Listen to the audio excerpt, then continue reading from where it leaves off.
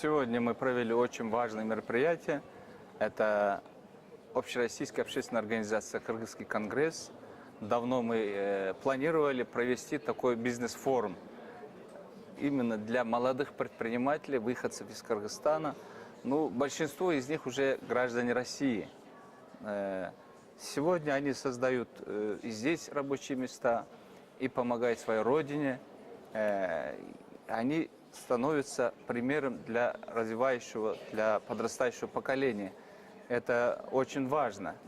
Мы вместе с Ассамблеей народов России, вот в сообществе народов России вместе развиваемся. Мы хотим показать, вот киргизская диаспора показать, что можно в позитивном русле быть примером дружбы, сплоченности, создать созидательный образ здесь.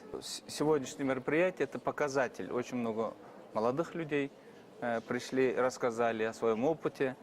Мы и в дальнейшем планируем провести вот такие масштабные мероприятия не только в сфере предпринимательства, и в сфере спорта, в сфере культуры.